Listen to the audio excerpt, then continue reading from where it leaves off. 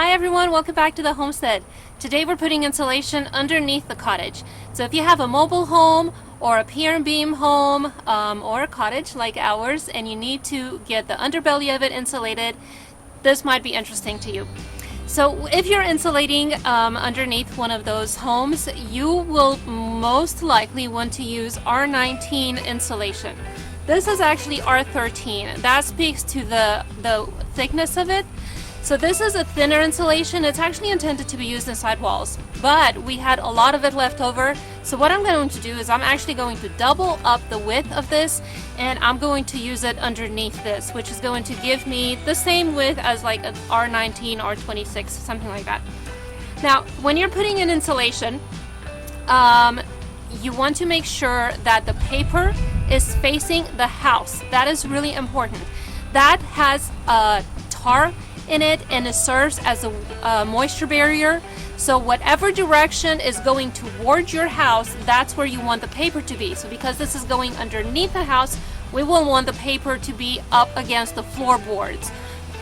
I'm doubling it up, so what I'm going to do is just fold it in half, lay it in place, tack it in using my staple gun, and then I'm going to gently peel off that top layer of paper. So it'll have paper up underneath the floorboards, but the front that is facing will not be covered in paper.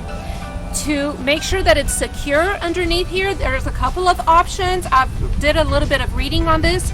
You can either use wires to just run across from one end of the house to the other. You can use chicken wire.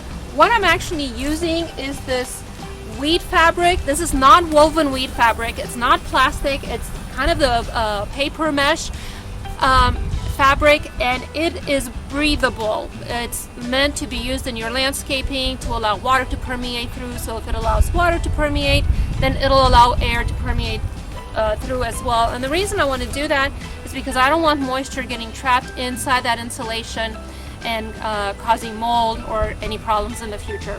Now, a potential problem that we may have with this is we might have critters get in there and rip up this paper, so we'll have to keep an eye on that. If that happens, then I'll have to come back in the future and use some chicken wire or some kind of wire to adhere it a little bit better.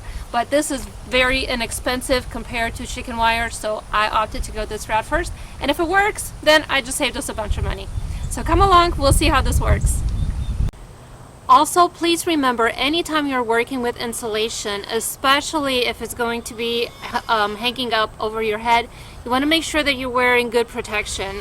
Cover your arms, legs, your head possibly even, but definitely your eyes. Wear a good face mask. You want to make sure that you're keeping those that insulation dust out of your face, out of your eyes, out of your mouth. So again, just good protection all the way around.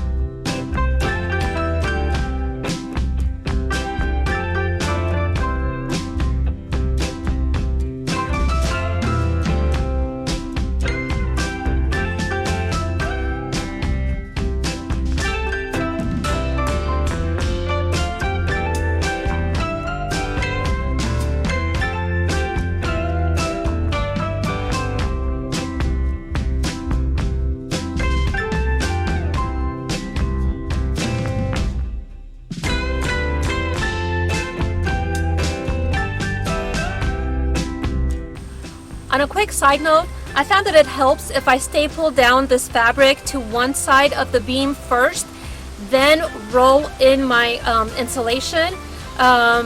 It's easier to hold it up there and staple the second side if the first side is already there, rather than trying to hold up the insulation and roll out the whole thing at the same time.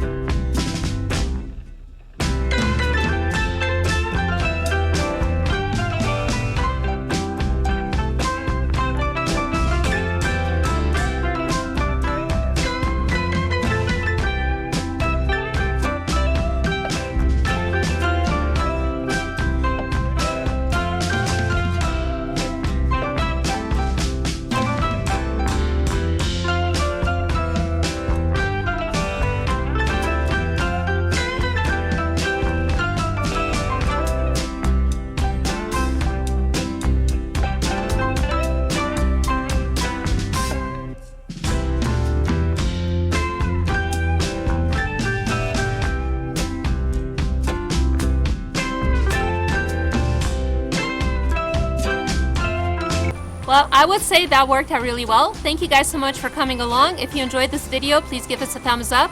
Subscribe to our channel, share this with your friends on social media, and we hope to see you in a future video soon. Until then, y'all have a blessed day. Bye-bye.